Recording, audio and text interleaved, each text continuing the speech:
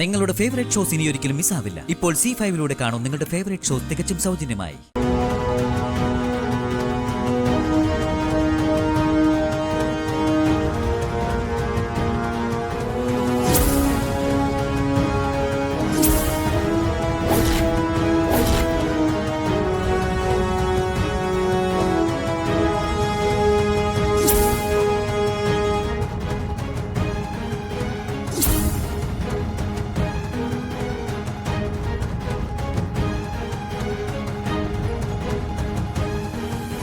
എടാ, നീ എന്റെ മോൻ തന്നെയാണോടാ?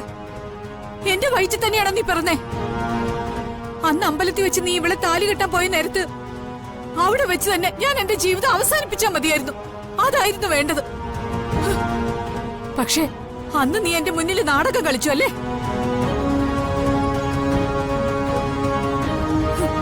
ഇവൻ എന്നെ വിട്ടിയാക്കി.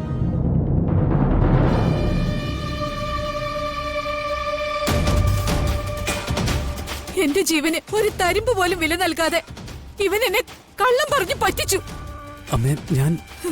എന്നെക്കാളും എന്റെ ജീവനേക്കാളും വലുതാണോടാ നിനക്ക് ഗോപികയോടുള്ള പ്രേമം?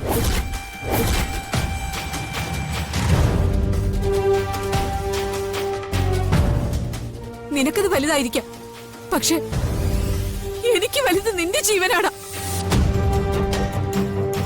അതുകൊണ്ടാ നീയും ഗോപികയായിട്ടുള്ള വിവാഹം ഈ അമ്മ തടയുന്നേ. എനിക്ക് എന്റെ മോനെ ജീവനോടെ എന്നും വേണം. അത് മനസ്സിലാക്കാതെ നീ എന്തിനാടാ വീണ്ടും വീണ്ടും ഇങ്ങനെ ഗോപികയുടെ പിന്നാലെ ഭ്രാന്ത് പിടിച്ചതുപോലെ അലയുന്നേ?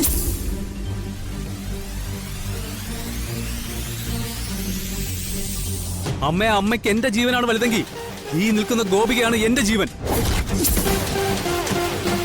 ഇവളില്ലാതെ എനിക്ക് ജീവിക്കാൻ കഴിയില്ല.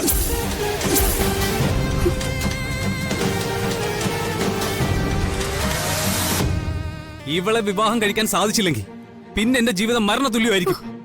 ശവമായിട്ടായിരിക്കും പിന്നെ ഋഷി ജീവിക്കുന്നത്. അമ്മയ്ക്ക് അത് മതിയോ? ജീവച്ഛവമായ ഒരു ഋഷിയെ മതിയോ അമ്മയ്ക്ക്?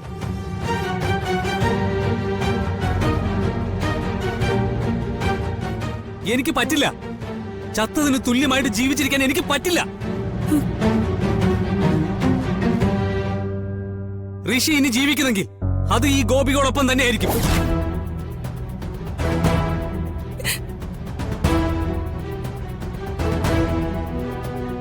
അതുകൊണ്ട് എല്ലാരും കേൾക്കാൻ ഞാൻ പറയുവാ, ആരൊക്കെ എതിർത്താലും ഗോപികയെ ഞാൻ വിവാഹം കഴിച്ചിരിക്കും.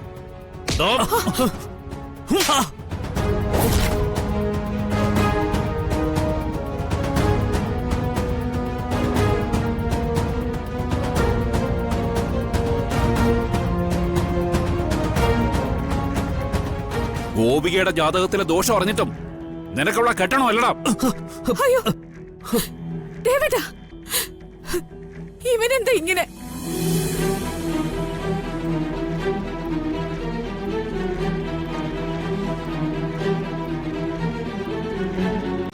ഡൗൺലോഡ് ചെയ്യൂ C5 ആപ്പ്. കാണൂ എല്ലാ എപ്പിസോഡുകളും സൗജന്യമായി.